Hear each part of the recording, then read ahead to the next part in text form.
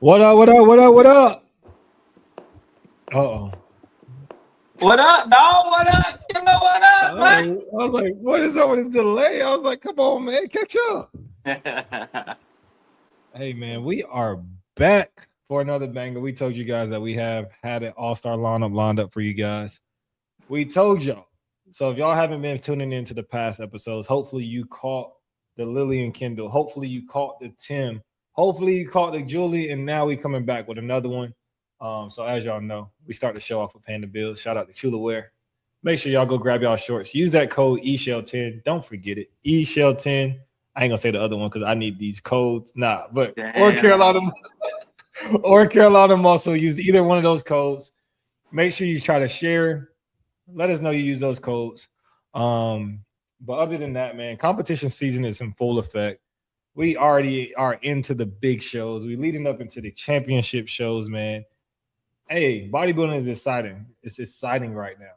All right, But what you got, man? You're a little quiet right now, so let me quit talking. Let you bro. get something Hey, off. hey, hey, I'm good, man. Hey, I just want to shout out to people that still show me love, that's still in my corner, man. Y'all showing me mad love, especially over the weekend. Hey, I appreciate you guys for real.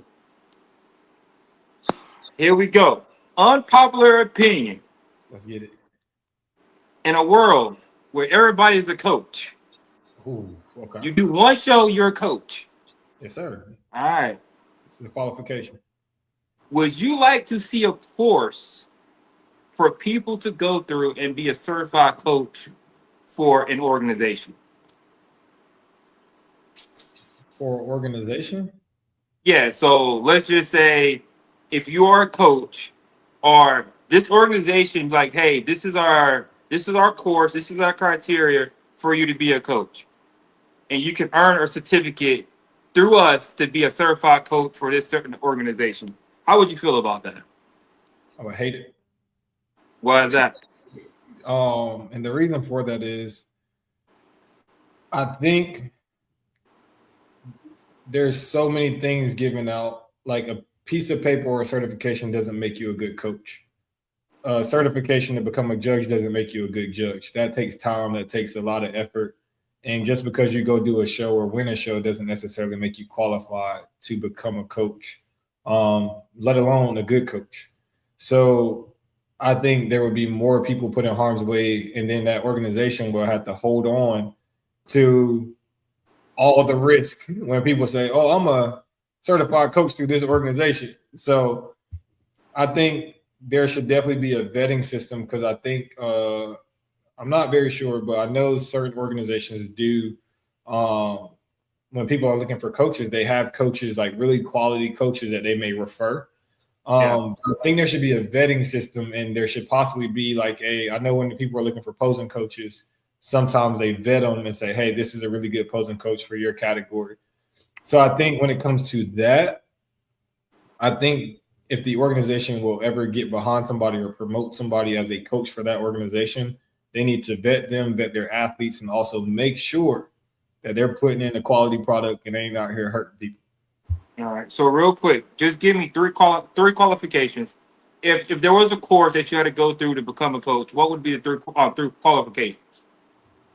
Um, See, the thing is, I don't think it's like tangible, necessarily tangible things that they could track.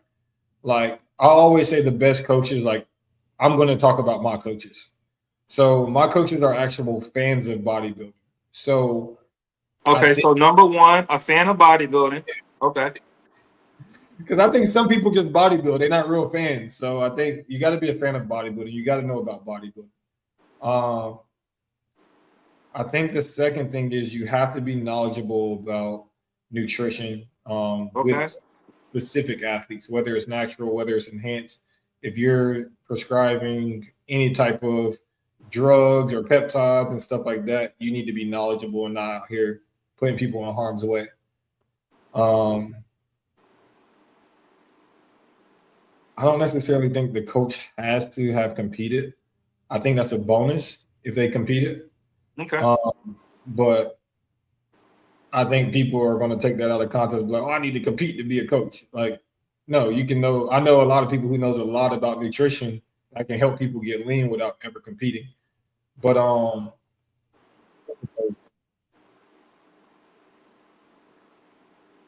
know about nutrition. Uh,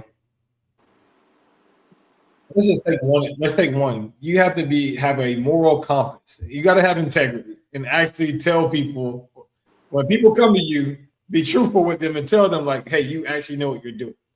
So Okay. that's moral compass. All right, I take that. That was good, man. I really appreciate you playing the game today. Hey, but this show ain't about us too. Not today. It's not about us today. We're gonna run a 2-man sooner or later, but it's not today. So today, I would like to introduce. This is our first time formally meeting the guy. I think my first time meeting him. But we have seen him on multiple occasions. You guys have seen him on the Yorton Cup stage. If you tuned into the Presidential Cup, you have seen this man. So he is a father. He is a husband. He is an OCB Classic Physique Pro, of course. So we have no other than Rodney, aka Mr. Prioritas.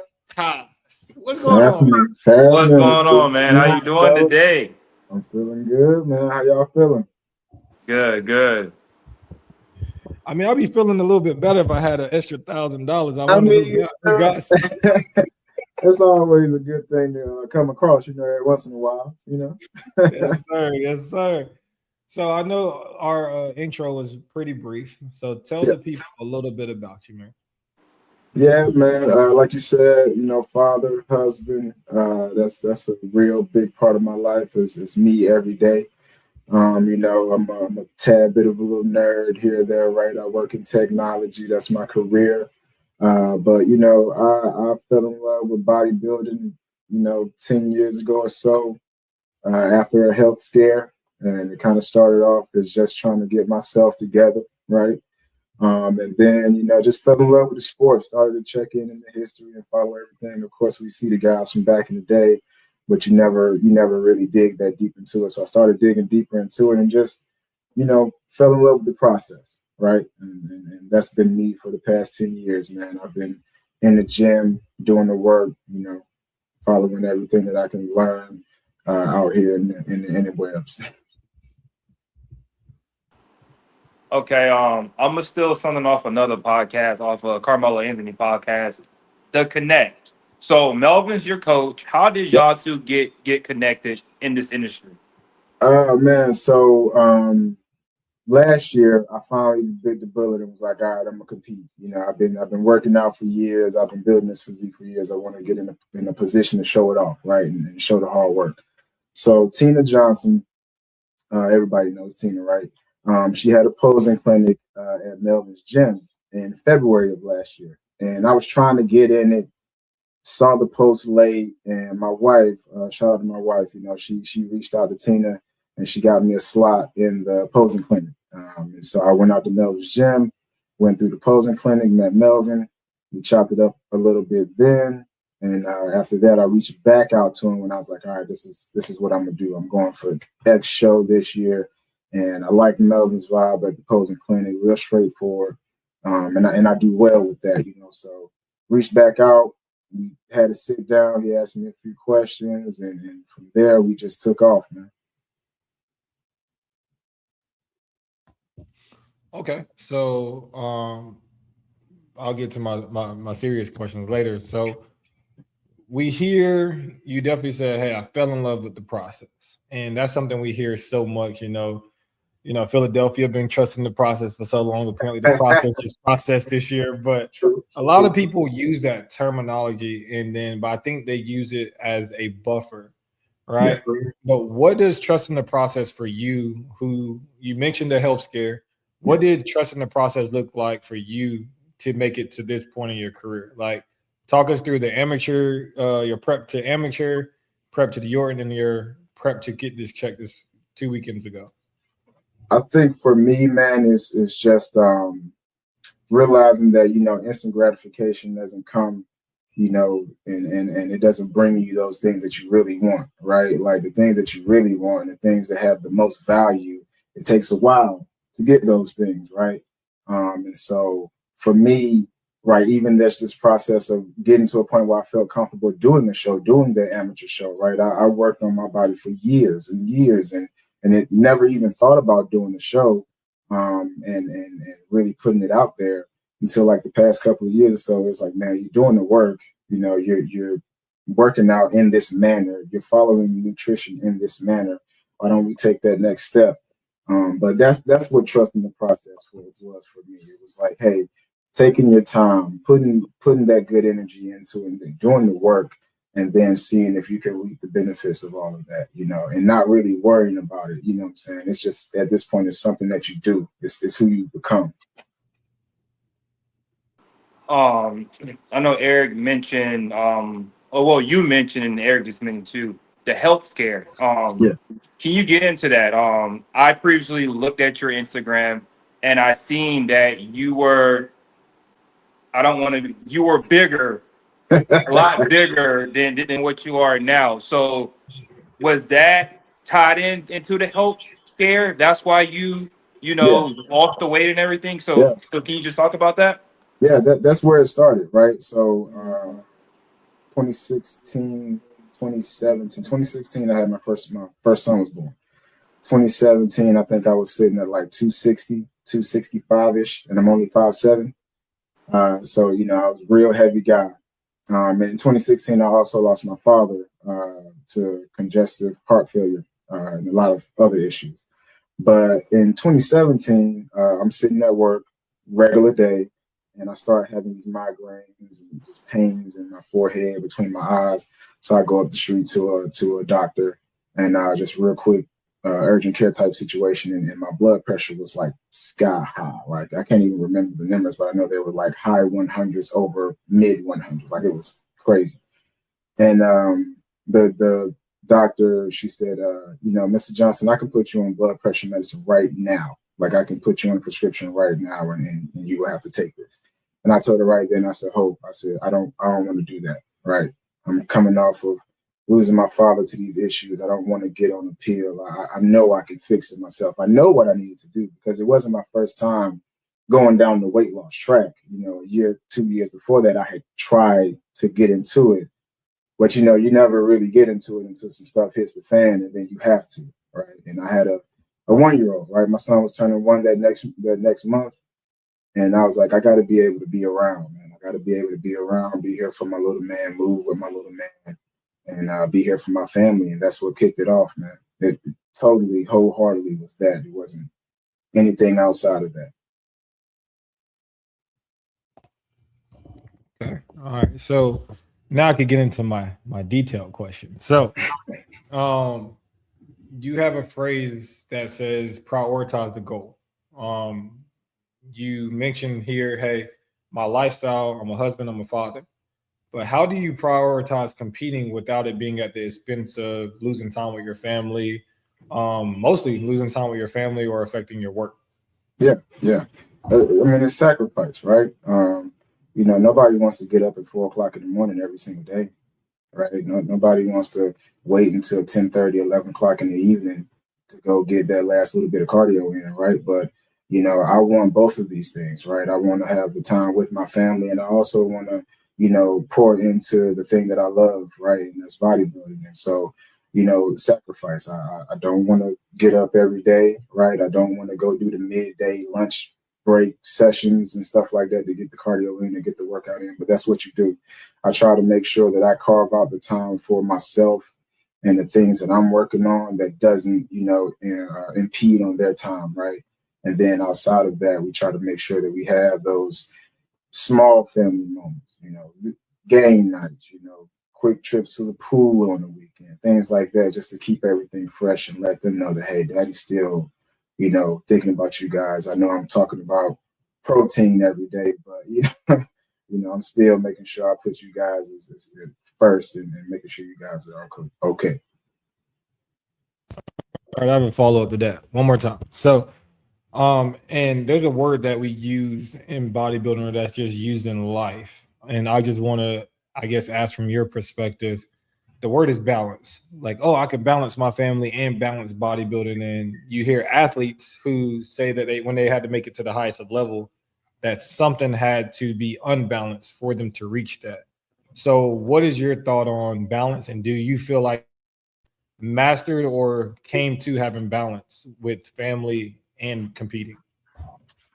So I think balance varies for everybody, right? What may look like balance for me might not look like balance for the next competitor, right? So in my situation, to a certain degree, yes, I feel like I've figured out a way to where I can get the most out of what I want and then provide the most for them as well. Now there's always a little bit of selfishness, right? You're not going to ask any athlete out here that's competing at any type of level that has to put in a lot of work that, you got to be selfish to a certain degree. There's going to be some trips I'm not going to be able to go on. There's going to be some events I'm not going to be able to show up to because I'm tired. But, you give and take, right? If I'm not showing up here, I'll try to make it to this thing that may be a little smaller, but I can handle that, So balance varies. But for me, I think the system is working out pretty well here lately.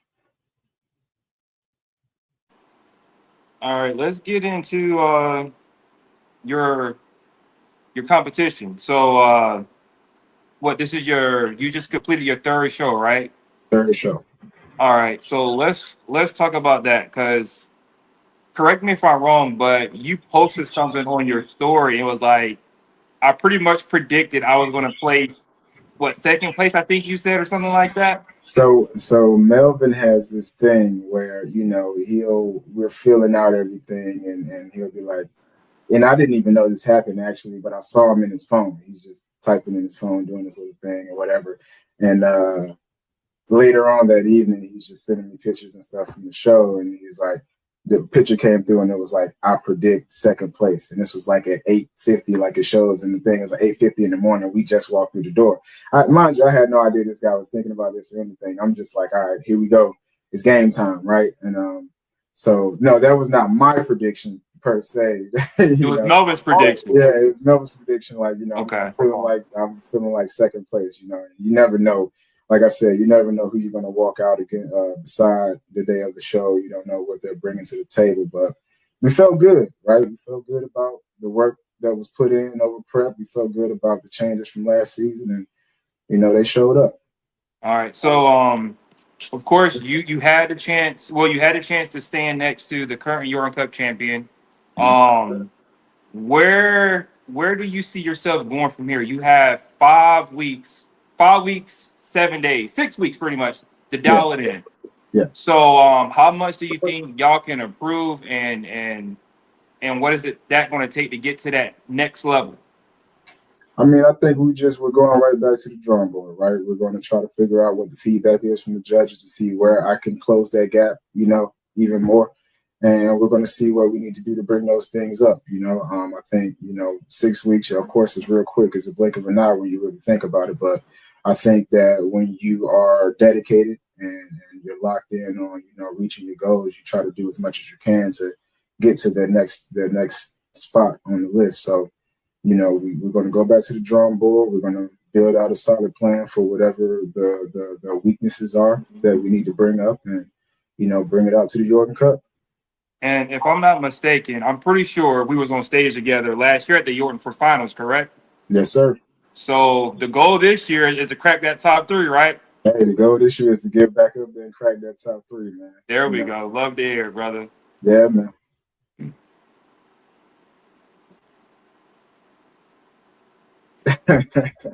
Second question I will pose to, I guess, both of the classic guys that's on this camera. I would answer because I'm half classic, but I ain't gonna answer. So I ain't gonna impose too much. But we know that classic physique has always been one of those categories where they say it's a gray area, right? And before we walk too far down into that hall, we know that it's aesthetic based. We know that it's a aesthetically demanding category. So I'm going to ask both of you guys the same question. What do you think makes your physique classic?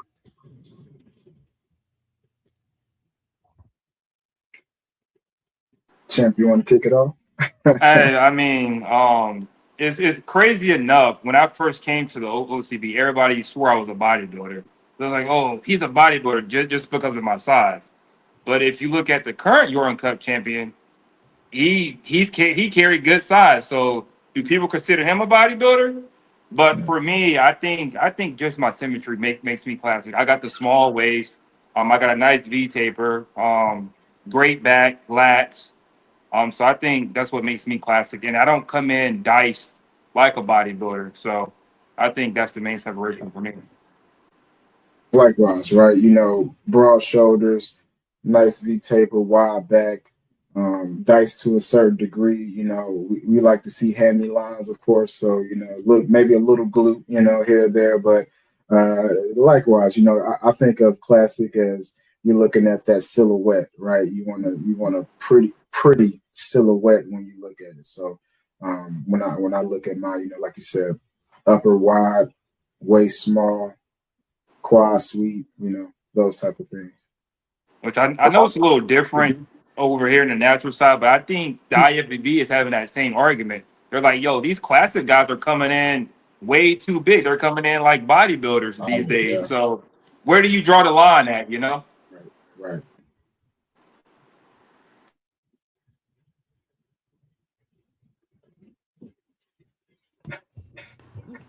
It's on you.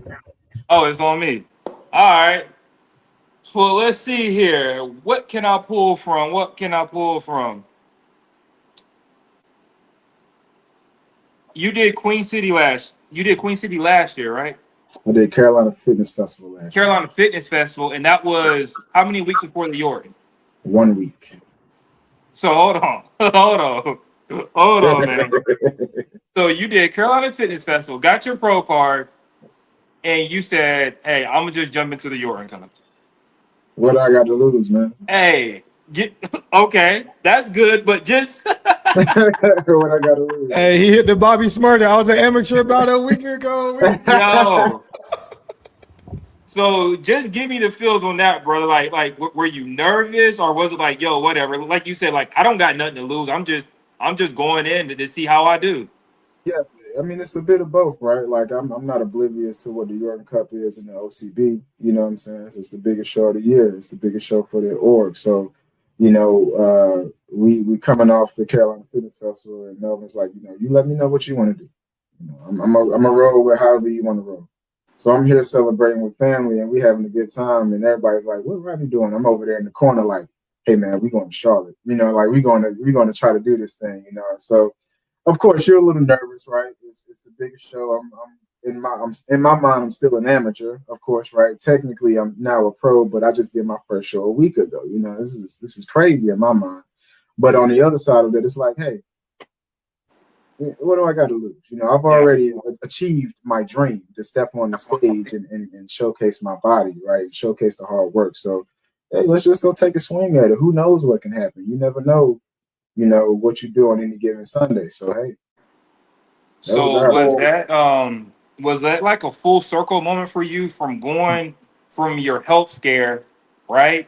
Now you're attaining this goal. You just got this OCB Pro card, and now you're going to one of the biggest natural championship shows there is. That had to be a full circle moment for you, man. Listen, man, we're coming up on a year later, and it's still hard to believe that I've even done any of this. You know, like it's crazy to me. I look at the pictures that I have with my first son from 10 years ago, and it's like, who is that guy mentally, physically? I can't even see that guy anymore. And it's crazy to me. Just any of this that's been happening in the past year, man. It's a lot to soak in. But yeah, crazy, man. Just driving to Charlotte, hard to believe. Checking in, hard to believe, you know. It's wild. Okay, so I have one more question, and then if Jamal have anything, we'll go into the top five. But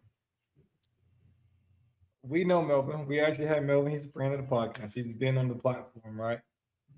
So Melvin, from my understanding, or what we always see is Melvin is known to have, you know, all these lady competitors, like and then you sneak up and he has you, and I know he has other guys, but I think his lady roster is like phenomenal. They be placing. I think we just had Avis on. We had Constance, I know she works a little bit with you guys. Diamond, we know, like I said, we know a bunch of. So I guess from your perspective, how do you think Melvin coaches you the same as the women, or do you think he's harder on you than the ladies? Nah, I don't think it's any difference, man. I think Melvin be kicking their ass just like he kicking my ass. You know what I'm saying? Like, and I think they'll say the same thing, man. I think that's just a testament of who Melvin is as a coach. You know, no nonsense, right? Here's the game plan, and we got work to do. You know, now the game plan, of course, changes for everybody. That's just how it should be. But at the end of the day, everybody got work to put in. You know, every Sunday, everybody's in there working. You know, mostly everybody's in there sweating when it's posing time. You know, so there's no slacking off for the ladies by any means. But you know, but them ladies can handle it. I'm telling you, they like that. All right. All right. This would be my last question for you, and then Eric can get into the top 5. So a couple of weeks ago, we were just having a conversation, and it came up like, hey, if I beat my last package, that's a successful season for me, or whatever the case may be, right? So what would make this a successful season for you? What do you consider a successful season? You know, at the beginning of the season, that's exactly how it started out, right? The package that I present at the presidential needs to be better than I presented at the Jordan. And I felt like I did that through and through. And so in my mind, you know, we've already won the season. But once you get to a certain point, right, it's kind of hard to deny the yearning for more. And so, you know, that second place finish at the presidential, just like you said, it makes you want to go in and be like, okay, we can crack maybe top 3, you know, at the Jordan. We can see how it looks. We can see what work we got to get done. So, you know, I would love to crack that top 3 at the Jordan. I think I just got replenished fire in me for that. You know, like I said, you know, this is really about the love of the sport. But you know, at the end of the day, we're all competitors, and we all want to be up there, you know, at the top of the top. So that's what we're going for. Well, brother, you got a good coach in Melvin, and I believe y'all can do that this year. So, hey, I'm rooting for you. Keep at it. Keep grinding, brother, and I'll be watching for sure. Man, I appreciate y'all fellas, man. Real talk. So now we have the most anticipated segment on YouTube whenever we're on YouTube. Top 5. So I pulled this one from something you said earlier. If there was something in bodybuilding that can use the help of tech, we see AI all over the place. I know you're deeper than AI. We see AI flyers, AI pictures. But if there's a space for tech in bodybuilding, what do you think it will be? Oh, man. I think that it could probably be used somewhere in the check-in registration process the best. You know, like I think that's where I would draw the line, right? Because I don't want it to get any deeper than that. I don't want it to tinker with the judging or the placement or what, you know, the criterias and checks and things. I feel like there's a lot of room for error there when you start taking it to technology. But I think you can bring it in the check-in process and, you know, make it a little easier to, you know, make sure that somebody's actually signed up for a polygraph without a physical signature or something like that. You know, you can bring it in somewhere there. All right, so you just talking about some DocuSign and yeah, some... I don't like getting too deep, man. I'm telling you, I'm still old school. I'm in the tech, but I'm still old school, you know. Okay. So we spoke about what makes you guys classic, right? But like we said, sometimes people want to blur the lines of what classic is and try to fit themselves into classic. So if you had to say there's one thing, what is the most important aspect of a classic physique? Presentation. I think how we go about presenting our physiques is a tad bit different than, you know, bodybuilding to a certain degree. I know all the quarter turns and things start to get blurry and everything starts to look the same. But I feel like if you start to look at some of the top classic physique guys, whether it's OCB, whether it's IFBB, they present with a certain, flair and a different way to themselves. So I think presentation starts to really separate the two criteria. Okay. All right. So we ask, you are a North Carolina native, right? Yes. Okay. So we got that connection here. All three of us from North Carolina. Yeah. So we asked this to everybody from North Carolina, and if you mess this up, that ends the interview right now. Okay. And you won't get the last two questions. I already know what you're about to ask. You I feel know like I did too. What is the go-to Bojangles order? Oh God, man. Come on now. I might get this wrong. I don't know. Y'all might be Supreme boys, but I'm a dark two or three piece dinner guy myself. I like a thigh and a leg, man. That's just how I do my thing. Make sure I get the biscuit with the fries, Okay. We are Supreme guys, but we'll take your answer. Close enough. But do you get the bowberry on the side sometimes? Do you get the bowberry? I'm a center twist. Okay. Man, I'm a center listen. twist. Most Bojangles don't sell the center twist no more though, man. I know. You get the one up the road, do I can tell you that. For real? Hey, man, hey, for real. Hey, them center twists be banging though, for real. Swing through the 919, swing through Raleigh. We can go get some center twist, chop it up, all that. All right. So, also being from North Carolina, I have another question. I need to know, what is the hidden gem restaurant when people visit the 919 or in the local area? What is the restaurant that they must try out? 919. Okay, so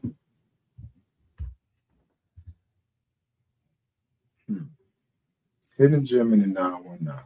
Because I'm an Eastern NC boy. I was about to tell you Parker's Barbecue or something over there in Greenville, North Carolina. Y'all got a Smithfields in Raleigh? Yeah, I mean, but I wouldn't necessarily say that's a hidden gem almost. Nah. I was just asking. Yeah. Smithfield's are all around here, man. Prime Barbecue. Prime Barbecue, Knightdale, North Carolina. Knightdale is right outside of Raleigh, of course, and so is where I reside. But Prime Barbecue is legit, and there's a line almost all the time. You need to get there early. The sign says open until sold out. It ain't need no time. It's just when the people get it all, it's gone. So check out Prime Barbecue. Prime Barbecue is legit. Okay. That was 5? No, this is the 5th. All right, I'll ask you. Okay. So we've asked the last few competitors that's been on this podcast is, you compete in classic physique. So if Sully came to you, you know who Sully is, right? Yes. If Sully came to you and asked you to change or rewrite one thing about the classic criteria, what would you rewrite or what would you add in?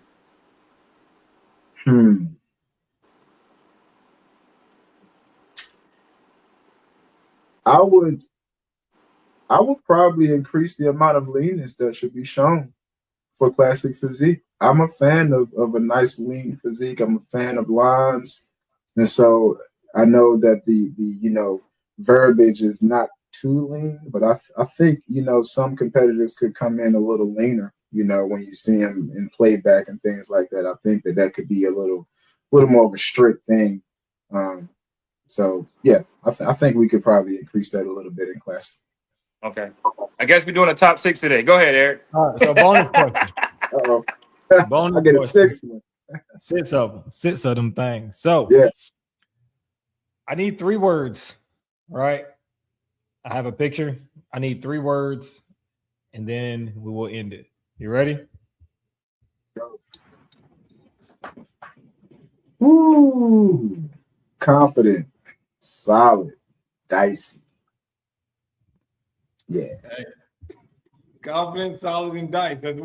That's what you need. Yeah. So that's our 6 questions. That was the top 6, apparently. So we gave out 6 medals today. No doubt. But let the people know where they can find you. One, we want to thank you for coming on. Like I said, such short notice, but we just wanted to congratulate you here, of course, make the connection. And and also hear more about your story. Like we said, we seen your page, we went through your page, and we just like, yo, we really want to hear from this guy. But tell them where they can find you. Yeah, man. So I'm on Instagram at _ Mr. Prioritize. That's _ Mr. PRIORIT, the number 1 ZE _. I know that's a lot, but I like to spell it out so people don't get it confused or anything like that. And then on Facebook, you can find me at Rodney Johnson, you know, basic name, whatever like that. Just come check me out. But yeah, I'm mostly on IG. That's where you'll find most of my fitness stuff and anything related to me. So yeah, come check me out, man. Prioritize to go. Hey, appreciate you coming on, brother. Like I said, good luck the rest of the year. I got a feeling that you're going to do great things come September. Appreciate y'all boys, man. Thank y'all again, man. And with that, y'all, we'll see y'all next week. Peace. Peace.